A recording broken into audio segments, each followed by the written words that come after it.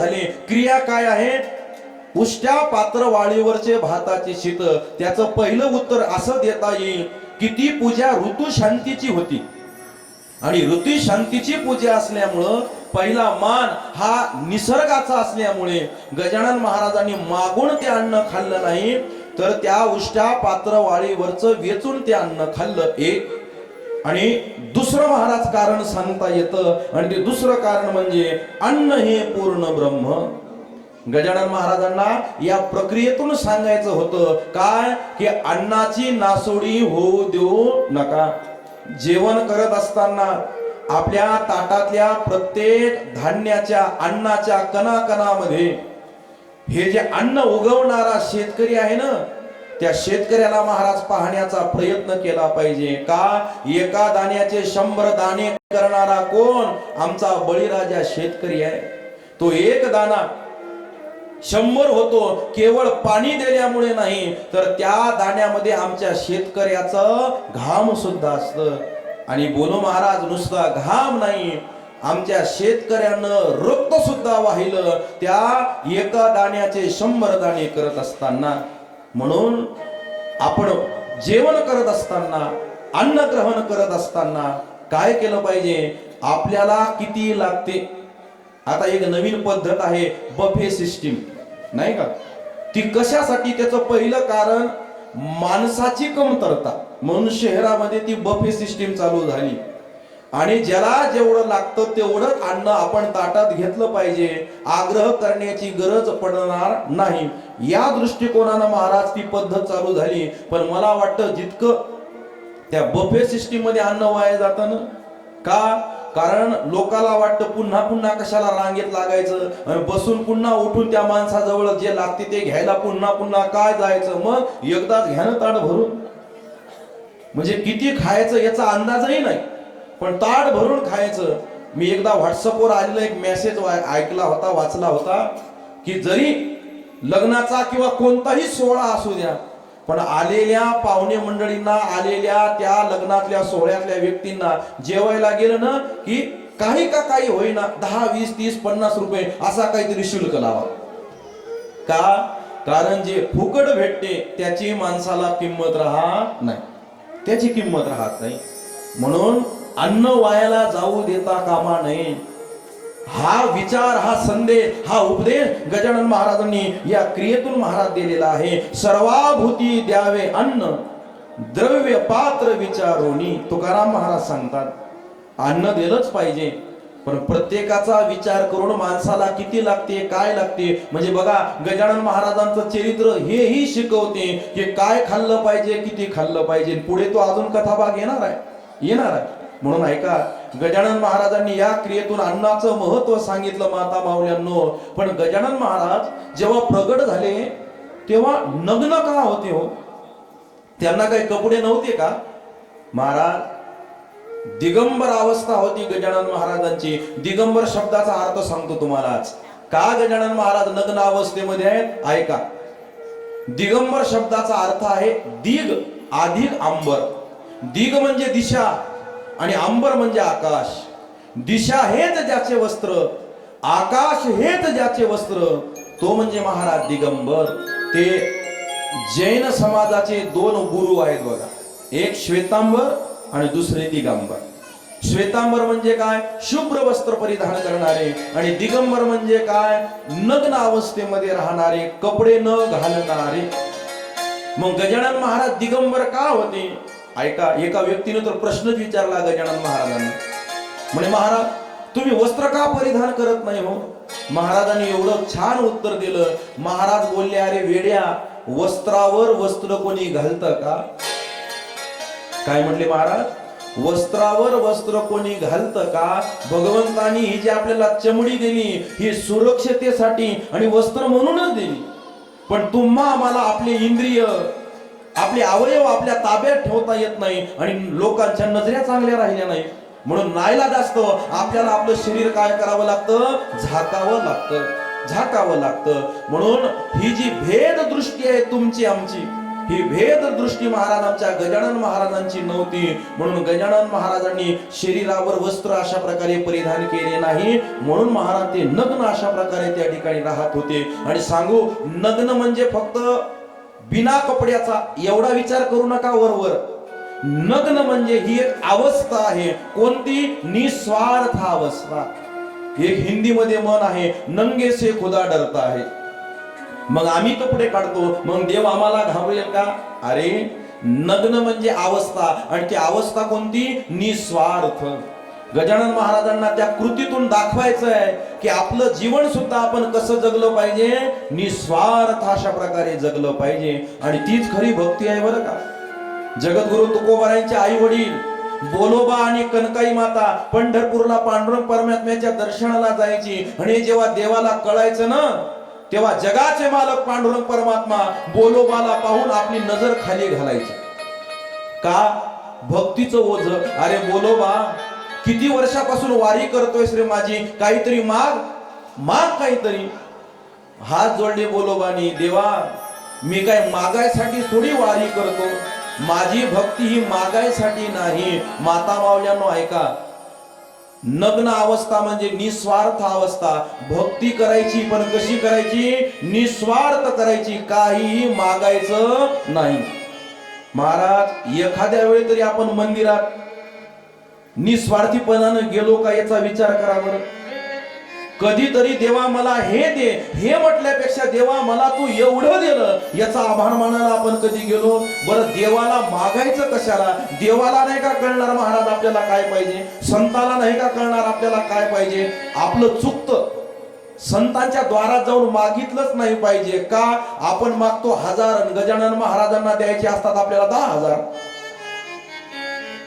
तो तर कृपाळू आहे, उदार आहे, तो न द्यायला काय झालं? म्हणून मागायचं नाही. मागणं, काही मागणे हे आम्हा अनुचित. महाराज बोलतात मागू नका, आणि मागितली तर महाराज फजिती झाल्याशिवाय राहणार नाही. एका गावात एक भोळा व्यक्ती होता. ऐका, नग्न अवस्था ऐकतोय आपण गजानन महाराजांची.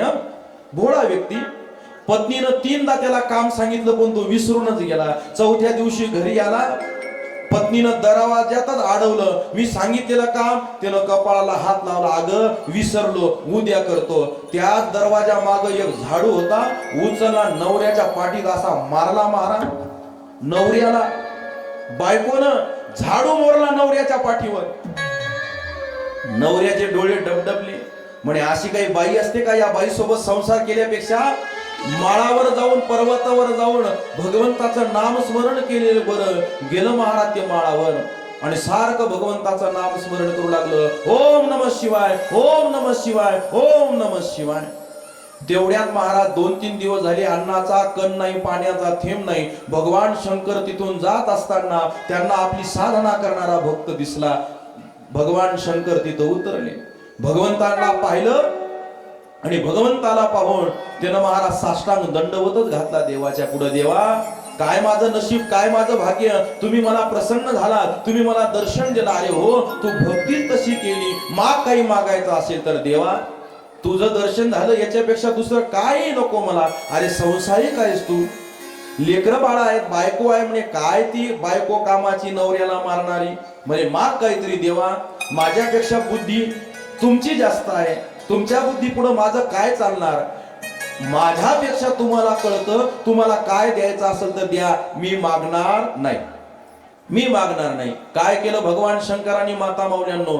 आपला हात समोर केला आणि हातात एक स्टीलची डबी आली. ती स्टीलची डबी महाराज त्या व्यक्तीला देऊन टाकली.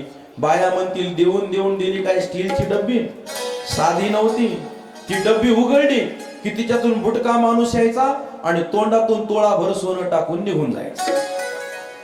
महाराज ते डबी घेऊन घरी गेलं. 4 दिवसांना आज आलं. बायकोनं पाहिलं की बायकोची नजर नवऱ्यावर, दुसऱ्यांदा नजर पडली नवीन आणलेल्या झाडूवर. कुठं गेलं हे 4 दिवस? गाव कुठं खपले 4 दिवस? असं म्हणलं की खिशात हात घातला आणि स्टीलची डब्बी बायकोच्या हातात ठेवली. काय आणून आणून आणलं काय स्टीलची डब्बी? म्हणे उघडतं. तिनं डब्बी उघडली की तिच्यातून बुटका माणूस निघला आणि तोंडातून तोळाभर सोनं टाकून गेला. हिनं नवऱ्याचे पाय धुतले. अरे आता झाडूकडे पाहू लागली, लगेच नवऱ्याचे पाय धुतेस का? सोनं.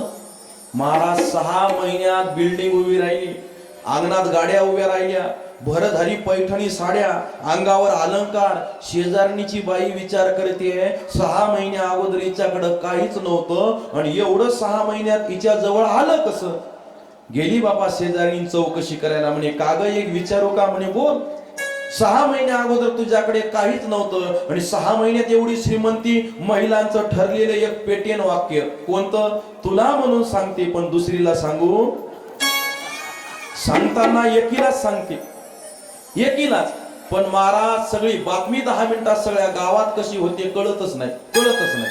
ऐका मी बोलतो कशा करताना. महाराज ऐका ऐका ऐका ऐका ऐका. सांगताना एकीला सांगते, सगळी बातमी महाराज सगळ्या गावात अशा प्रकारे झाल्याशिवाय राहत नाही. बरं पुरुष मंडळींनो, महिलांचं बोलणं एवढं तोंडातल्या तोंडात, एवढं गालातल्या गालात, आपण कितीही कान टवकारून ऐका ऐकल्या जात नाही. तुला सांगते माझी सून काही कामच करत नाही.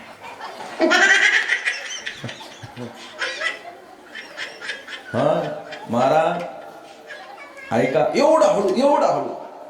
पण ऐका ऐका ऐका ऐका ऐका. सांगितलं यांना मी काम सांगितलं, 3 दिवस झाले विसरले आणि आल्यावर मला राग आला. यांना झाडून मारलं. ते गेले माळावर, ओम नमः शिवायचं भजन केलं. भगवान शंकर प्रसन्न झाले, डब्बी दिली आणि बुटका माणूस येते तोळाभर सोनं टाकून जाते. महाराज हे ऐकलं तिनं, पण घरी नाही गेली, जनरल स्टोअर मध्ये गेली, 150 रुपयाचा नवीन झाडूच घेऊन गेली. शेतातून नवरा काम करून घरी आला की न झाडू घेतला हातात. चला माझ्यासोबत भांडण करा. अगं काय वेडी झाली काय. एवढा चांगला संसार आणि भांडण करा. नाही माझ्यासोबत वाद करा. झालं काय. म्हणे पाड दाखवा. पाड दाखवली की फटकन मार. जा माळावर 3 दिवस ओम नमः शिवाय म्हणा आणि भगवान शंकर आले की त्यांना स्टीलची डब्बी मागा. जे दिलं ते घेऊ नका, नाही मागा. गेलं महाराज, गेलं. ओम नमः शिवाय 3 दिवस. कधी देव येणार. आले बापा देव कसे बसे. आणि आल्यावर दर्शन नाही, काही नाही. देवावर झाला आले. 3 दिवस झाले उपाशी द्या स्टीलची डब्बी. देवानं दिली स्टीलची डब्बी. येणं उघडली, तिच्यातून बुटका माणूस आला. तोळभर सोनं टाकून नाही गेला, हातात वस्त्रा घेऊन आला आणि याची चप्पीच करून गेला. अरे बाप. महाराज त्यानं ते झाकण लावलं डब्बीचं आणि आलं घरी. बायको वाटच पाहू लागली. आणली का डब्बी. हो द्या. दिली बायकोच्या हातात. बायको डब्बी उघडणार. ते म्हणे उघडू नको का. डब्बी उघडली की बिना तिकिटाचं तिरुपती बालाजी. अरे बाप. काय सांगितलं तुम्ही, काय मागितलं, काय करावं. जुन्या काळात मडक्याच्या उतरंड्या होत्या. वरच्या उतरंड्यातल्या सगळ्यात वरच्या छोट्या मडक्यात तिने ती डब्बी दिली टाकून. महिला मंडळीचा त्या मकर संक्रांतीचा एक सण असतो जानेवारी महिन्यात. तो सण आला, ते सुगड्यासाठी मडके काढावे लागतात. हिनं काढले मडके, पण तिच्यात ते मडकं काढलं, तिच्यात ती स्टीलची डब्बी होती. बिबे. आणि येत असताना पहिली नजर गजानन महाराजांची त्या शेगाव मध्ये कोणाची पडली असेल तर ती महाराज बंकट लालजींची अशा प्रकारे त्या ठिकाणी पडली. पाहतात तर काय, एक व्यक्ती तरुण अवस्थेमध्ये वयाचा असलेला, नग्न अवस्थेमध्ये असलेला, भावविभोर अवस्थेमध्ये असलेला, त्या उष्ट्या पातळवाळ्यावरचे भाताचे शीत अशा प्रकारे त्या ठिकाणी खातोय. मनात विचार केला हा कोण असला पाहिजे. कधी कधी विचार केला हा वेडा तर नसेल, तर कधी कधी विचार केला हा साधू तर नसेल ना. दासगुरु महाराज लिहितात, कृतेने हा दिसे वेडा, परी वाटे ज्ञान गाळा, वा विमल ज्ञानाचा हुडा, असावा की प्रत्यक्ष. कृतीनं तर हा कसा दिसतोय, वेडा असल्यासारखा अशा प्रकारे त्या ठिकाणी दिसतोय. पण खरं सांगू का माता माऊल्यांनो, जे माणसं खरे ज्ञानी असतात ना, ते मुद्दाम अशा प्रकारे त्या ठिकाणी वागत असतात. मुद्दाम. मी नाही म्हणत, ज्ञानोबा सांगतात, चातुर्य लपवी महत्व हरवी, पिसे पण मिरवी जगा माझी. चातुर्य लपून ठेवतात महाराज. ज्ञान समाजाला अशा प्रकारे कळू देत नाही, कळू देत नाही. आणि अशा प्रकारे वेड्यासारखं त्या ठिकाणी वास्तव्य करतात. म्हणून गजानन महाराजांची क्रिया सुद्धा महाराज अशाच प्रकारे त्या ठिकाणी होती. समुद्र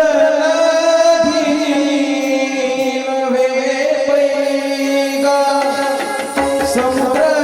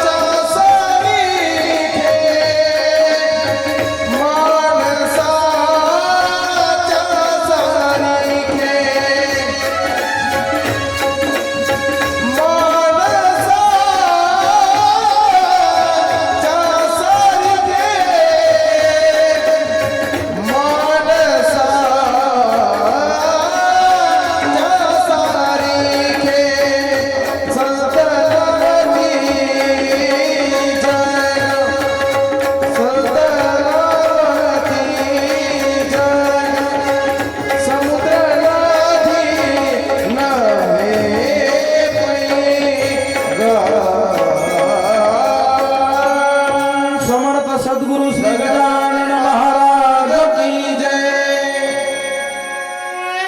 म्हणून कृतीनं तर हा वेडा दिसतोय, परी वाटे ज्ञान गाडा. मग काय कळावं, काय समजावं? भागवतामध्ये एक पात्र आहे माता माऊल्यांनो, जड भरत राजाचं. म्हणजे भरत राजाचं, तोच भरत राजा हरणाच्या गर्भी गेला आणि हरणाच्या गर्भानंतर त्याचा पुन्हा मनुष्य योनीमध्ये जन्म झाला. नाव भरतच ठेवलं, पण कोणता भरत? जड भरत. आपण म्हणतो ना एखादा हा जड बुद्धीचा आहे, पण महाराज ते ज्ञानी होते, पण मुद्दाम त्यांनी काय केलं, तसं वागण्याचा प्रयत्न केला. आणि खरं सांगू का, जे खरे ज्ञानी असतात ना, ते कधीच ज्ञानाचा अहंकार दाखवत नाहीत.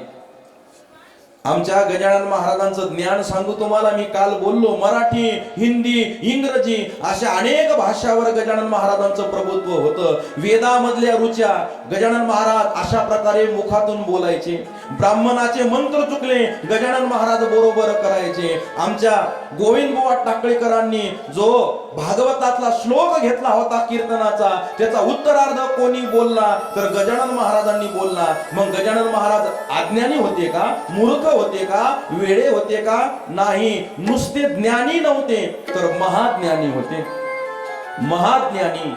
पण त्या ज्ञानाचा महाराज त्यांनी कधीच आव आणला नाही. आणि खरं सांगू का, अहंकार रूपी ज्ञान माणसाला तारत नाही, पण बुडवल्याशिवाय राहत नाही. ज्ञान असावं, पण त्या ज्ञानाला प्रेमाचा ओलावा असावा. भक्ती प्रेमा विन ज्ञान नको देवा. ज्ञान दे, पण कसं दे? भक्तीचं दे, प्रेमाचं दे. 12 वर्ष गावातला माणूस अमेरिकेला गेला. 12 वर्ष अमेरिकेला जाऊन गावात वापस आला की भेटला, त्याला म्हणायचा, पठ्ठ्या 12 वर्ष अमेरिकेला राहिला, विचारा काही प्रश्न विचारायचा. तर अभिमान झाला ज्ञानाचा. गजानन महाराजांचं तसं नव्हतं. गावातले लोक 12 वर्ष अमेरिकेत राहून आलेल्या माणसाला काय प्रश्न विचारणार आहे बरं? लोक त्याला काही विचारायचे आणि खरं ते त्या प्रश्नाचं उत्तर द्यायचं बरं. पण आता 6 महिने झाले, भेटलं त्याला प्रश्न विचारा, भेटलं त्याला प्रश्न विचारा. आता हा दिसला की लोक रस्ते बदलू लागले. याला प्रश्न विचाराव काय? गावात एक कार्यक्रम आला, लोक म्हणले आबा त्याला बोलवा, 12 वर्ष अमेरिकेला राहणाऱ्याला बोलवलं. अरे त्याला व्यासपीठावर बसवा. कोणाला? 12 वर्ष अमेरिकेला राहिलेल्याला. अरे त्याला भाषण करू द्या. कोणाला? 12 वर्ष अमेरिकेला राहिलेल्याला. महाराज त्यानं भाषण सुद्धा उत्तम केलं. भाषण संपल्यावर जय हिंद जय भारत म्हणून खाली बसावं का नाही? नाही. त्यानं रामायण त्याचं चालू केलं.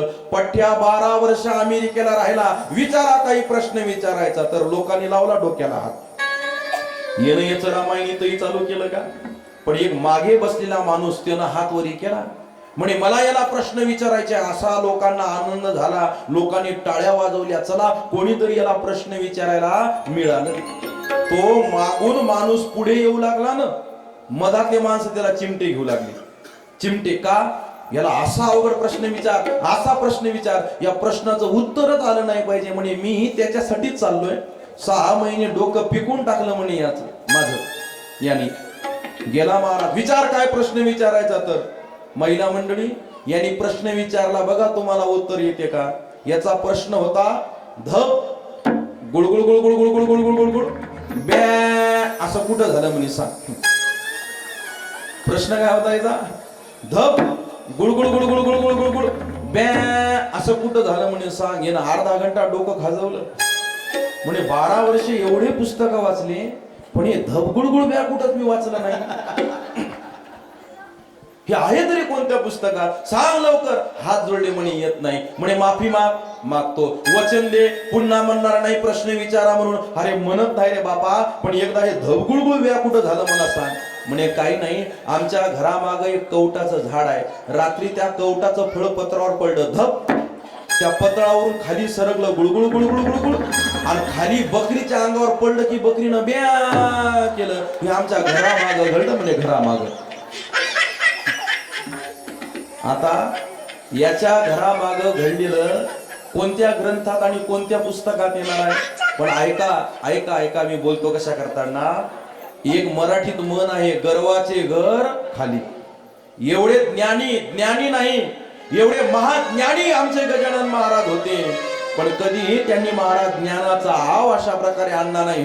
कोणी चुकलं तर त्याला योग्य मार्ग दाखवण्याचं काम आमच्या गजानन महाराजांनी केलं. कोणी वाम मार्गाला जात असेल तर त्याला योग्य सत्याच्या मार्गावर आणण्याचं काम मात्र आमच्या गजानन महाराजांनी अशा प्रकारे त्या ठिकाणी केलं. म्हणून ऐका, जेव्हा बंकटलाल यांनी गजानन महाराजांना पाहिलं की उष्ट्या पात्रवाळीवरचे भाताचे शीत खातायत, हे वेडे नसले पाहिजे, हे ज्ञानी असले पाहिजे, संत असले पाहिजे, महापुरुष असले पाहिजे, गेले आणि त्यांच्या जवळ हात जोडून विनवणी केली, महाराज हे उष्ट्या पात्रवाळीवरचे भाताचे शीत का खाताय, मी तुम्हाला जेवायला वाढून आणून देतो. महाराज हा नाही नाही नाही अशा प्रकारे पुन्हा देवीदास पातुरकरांकडे विनंती केली. त्यांनी त्या पंक्तीमध्ये जे जे पदार्थ केले होते ते सर्व पदार्थ एका पात्रामध्ये टाकले आणि ते पदार्थाचं पात्र, ते ताट बंकटलालजींनी अशा प्रकारे महाराज गजानन महाराजांच्या समोर आणून ठेवलं. काय क्रिया केली बघा गजानन महाराजांनी. गजानन महाराजांनी सगळे पदार्थ महाराज एकत्रित केले. सगळे गोड, आंबट, तिखट जे काही पदार्थ असतील ते सगळे एकत्रित केले आणि मग महाराज ते खाऊ लागले. का? जे ब्रह्मपदाला पोहोचलेले असतात ना, त्यांना महाराज चवीची गरजच राहत नाही. विषयी विसर पडिला निशेष, अंगी ब्रह्म रस ठसावला. महाराज मेवण्यासोबत जेवायला बसले तुकाराम महाराज. आवली मातेनं आमटी केली पण मीठ टाकायचं विसरून गेले. पाहुण्याला खाताना मीठ आमटीत नाही म्हणून खाऊ वाटत नव्हतं आणि पाहुणा कसं म्हणू, बापा मीठ नाही ना आमटी द्या म्हणून. घर मालकानं म्हणाव आणि घर मालक म्हणजे आमचे तुकाराम महाराज वाट्यावर बोलू लागले. मीठ नव्हतं ना, पण नसलं तरी चालेल. का? कारण त्यांना ब्रह्मरसाची प्राप्ती झाली होती. आणि खरं सांगू का, गजानन महाराजांच्या चरित्राचा जर सगळा सार काढला ना, हे वाक्य तर तुम्ही लिहूनच ठेवा. आता गजानन महाराजांच्या सगळ्या चरित्राचं जर सार काढलं तर गजानन महाराजांच्या चरित्रातलं एक वाक्य आपल्याला शिकायला मिळते. गजानन महाराज दोन गोष्टीपासून दूर राहिले. कोणकोणत्या? गजानन महाराज वादापासून दूर राहिले आणि गजानन महाराज स्वादापासून दूर राहिले. वादापासून दूर राहिले ना तर नातं चांगलं राहतं आणि स्वादापासून दूर राहिलं तर शरीर चांगलं राहतं. म्हणून आपण सुद्धा या दोन गोष्टीपासून महाराज दूर राहिलं पाहिजे. हे आशय आहे महाराज, हा सारांश आहे गजानन महाराजांच्या चरित्राचा. खरं सांगू का माता माऊल्यांनो, हात जोडून तुम्हाला खरं खरं सांगतोच, गजानन महाराजांचं चरित्र ऐकून आहे त्याच्यापेक्षा तुम्हाला संपत्ती जास्त मिळेल अगर न मिळेल मला हे सांगता येणार नाही. पण गजानन महाराजांची भक्ती करून, गजानन महाराजांची कथा श्रवण करून आहे त्या संपत्तीमध्ये समाधान मिळाल्याशिवाय राहणार नाही. हे चरित्र महाराज गजानन महाराजांचं आहे. म्हणून गजानन महाराज सुद्धा आहे त्या परिस्थितीमध्ये कसे महाराज समाधानी राहतात. कधी चालतच राहतात, कधी बसूनच राहतात, कधी भजनच म्हणत राहतात, कधी गुणगुणतच राहतात, कधी खातच राहतात तर कधी झोपूनच राहतात. म्हणून अशा प्रकारे ब्रह्मपदाला पोहोचलेले गजानन महाराज होते. ब्रह्मपदाला. आणि खरं सांगू का, तत्वज्ञान आहे बरे गजानन महाराजांचं चरित्र. म्हणजे एका प्रश्नाचं उत्तर द्या मला माता माऊल्यांनो, जिभीला गोड लागते ते खाल्लं पाहिजे का शरीराला पोषक असते ते खाल्लं पाहिजे? जे पोषक असते ते खाल्लं पाहिजे. आपण काय खातो? तर्री वाढ तर्री. ऐका, खाऊ नाही असं मी म्हणत नाही, पण शरीरालाही खाण्याचा त्रास होता कामा नये याचाही महाराज विचार केला पाहिजे. हेच अन्न हे पूर्ण ब्रह्म या व्यक्तीवरून, या कृतीवरून गजानन महाराजांनी शिकवण्याचा प्रयत्न अशा प्रकारे केला. त्या ठिकाणी जे दामोदर पंत कुलकर्णी होते, महाराजांचं खाणं संपत आलं असेल, महाराज पाणी आणू का पाणी? होही म्हटलं नाही, नाही म्हटलं नाही, फक्त दामोदर पंताकडे पाहिलं आणि पाहून हास्य केलं. आता नाही म्हणायचं असतं तर सरळ नाही म्हटलं असतं. नाही म्हटलं नाही, पण होही नाही जरी म्हटलं पण नाही तर नाही म्हटलं. म्हणून पाणी आणण्यासाठी ते घरात जातात न जाता गजानन महाराज उठले आणि एक हौद होता महाराज, त्या हौदामध्ये जनावर पाणी प्यायचे. तिथे गेले आणि तिथे जाऊन महाराज गजानन महाराज पाणी पिऊ लागले. आवाज देत आहेत दामोदर पंत, ओ महाराज अहो ते पाणी गुराढोराचं आहे, खराब आहे, ते पाणी पिऊ नका. मी स्वच्छ आणि थंडगार पाणी तुम्हाला पियायला आणतो. पण सांगू, दासगणू महाराज लिहिता, तुम्हा गरज असेल जरी तरी आणून घाला वारी, एक ब्रह्म जगता तरी ओत प्रोत भरले असे. तुम्हाला गरज असेल तर पाणी द्या, पण हे पाणी हौदातलं, हे पाणी माठातलं, हे पाणी नदीतलं आणि हे पाणी समुद्रातलं, हा जो भिन्नतेचा प्रकार आपल्याला दिसतोय, व्यवहारातला भेदाचा प्रकार आपल्याला वाटतोय, हा भेद महाराज गजानन महाराजांकडे राहिला नव्हता. गजानन महाराजांकडे राहिला नव्हता. म्हणून गजानन महाराजांनी येथेच जे भेटलं ते खाल्लं आणि जिथं मिळालं तिथलं पाणी अशा प्रकारे महाराज त्या ठिकाणी पिलं. आणि नंतर या क्रियेतून महाराज मात्र आता त्यांना जाणवू लागलं की हा कोणीतरी महात्मा असला पाहिजे, याचं दर्शन अशा प्रकारे त्या ठिकाणी घेतलं पाहिजे. का ही क्रिया एवढी साधी समजू नका. हे जे महाराज कुठलंही पाणी पितात ना, ही क्रिया म्हणजे काय आहे?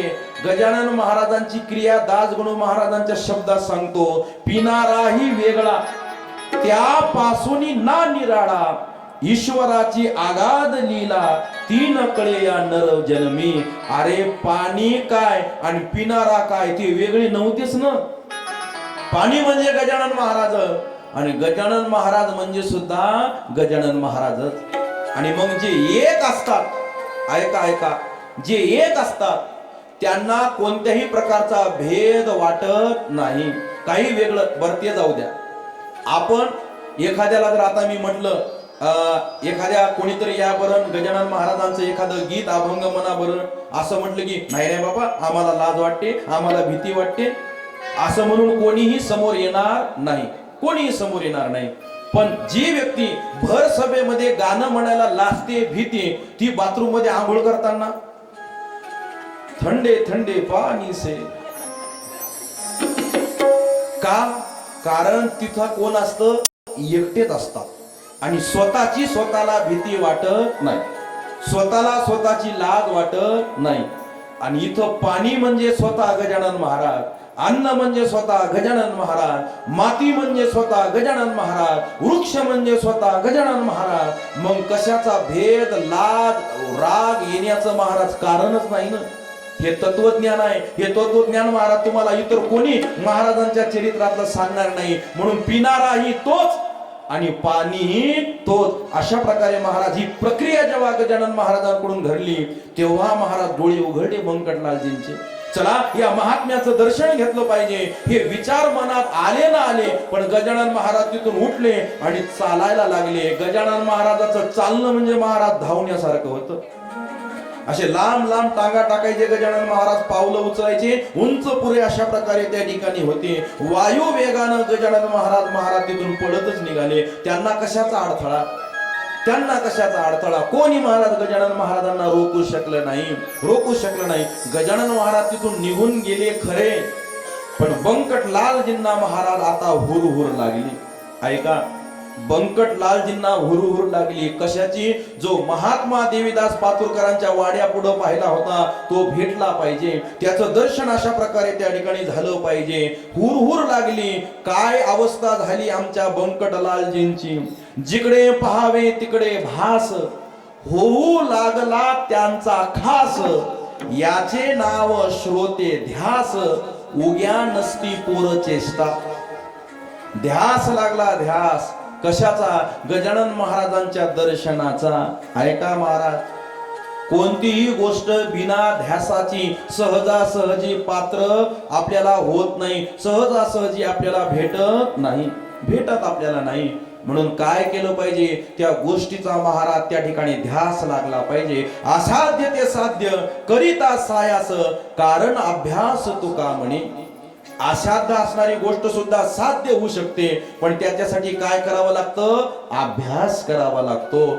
आणि तो जो ध्यास आहे, तोच ध्यास महाराज कोणाला लागला होता? तो ध्यास महाराज आमच्या बंकटलालजींना लागला होता. 2-3 दिवस झाले पाणी प्यायचं विसरले, जेवण करायचं विसरले. भवानीराम अगरवाल पित्यांना चिंता पडली, माझा तरणा बाण मुलगा असा का करतोय, जेवत नाही, बोलत नाही, काय झालं रे बंकटा? पण महाराज ही मनाची अवस्था स्वतःच्या वडिलाजवळ बंकटलालजींनी सांगितली नाही. मग रामाजी पंत देशमुख हे शेजारी होते बंकटलालजींचे. त्यांना महाराज ही सगळी घडलेली हकीकत सांगितली. आणि हे जेव्हा रामाजी पंत देशमुखांनी ऐकली तेव्हा देशमुख म्हणतात, अरे बंकटा हा व्यक्ती कोणी साधारण नाही. का? कारण ही जी क्रिया आहे ही क्रिया कोणाची असते जरा लक्ष देऊ नाही का? योग्या वाचुनी ऐशा क्रिया मिळती न कोठे पहावया, पूर्व सुकृतीची या होणे न दर्शन आशाचे. काहीतरी तुझं पूर्वजन्माचं पुण्य असेल, जन्मोजन्मी आम्ही बहुपुण्य केले तेव्हा या विठ्ठली कृपा केली. तुझं पूर्वजन्माचं पुण्य अशा प्रकारे असेल म्हणून तुला अशा महात्म्याचं त्या ठिकाणी दर्शन झालं. आणि लक्ष दे, हा महात्मा जर भेटला ना पुन्हा तर मलाही सांग, मीही त्या महात्म्याच्या दर्शनाला येतो. म्हणून शोध घेत फिरतायत महाराज. गजानन महाराज कुठे भेटतात का? बंकटलालजी. आणि त्याच गजानन महाराजांना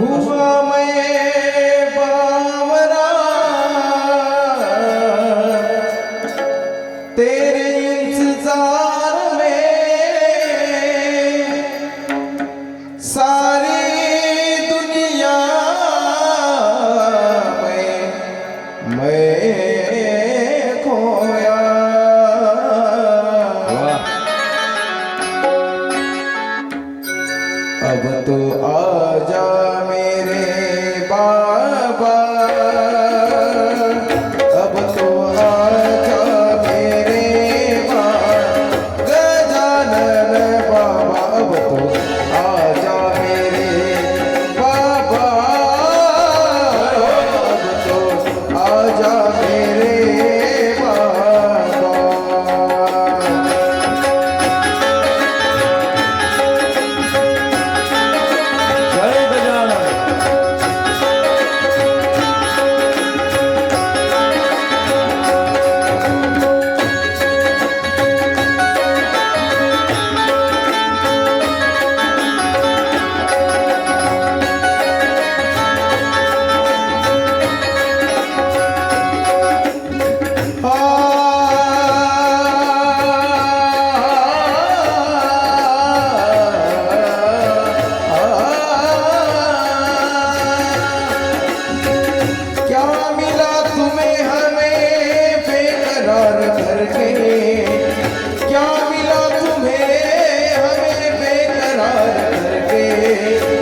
तुम्हारे पीछे आया ऐतराज करके, तुम्हारे पीछे आया ऐतराज करके। हुआ मैं बावरा तेरे इंतजार में, हुआ मैं बावरा तेरे इंतजार में, सारी दुनिया में मैं खोया। अब तो आजा गजानन बाबा, अब तो आजा गजानन बाबा, अब तो आजा गजानन बाबा, अब तो आजा गजानन बाबा रे। समर्थ सद्गुरु श्री गजानन महाराज की जय। अब तो आजा गजानन बाबा. महाराज हुरहुर लागली गजानन महाराजांच्या दर्शनाची. आणि हा ध्यास जोपर्यंत लागत नाही ना, भगवंत संत सहजासहजी भेटत नाही. माता माऊल्यांनो, उन्हाळ्याच्या दिवसात 100 रुपयाचं मडकं घ्यायला जरी आपण गेलो तरी 4 वेळा बोटाने त्याला वाजून पाहतो, दगडाने त्याला ठोकून पाहतो, त्याच्याशिवाय मडकं घेत नाही. मग कोणत्याही भक्ताचा गजानन महाराज स्वीकार करणार आहेत का? नाही. म्हणून ध्यास लागला आणि त्याच ध्यासापोटी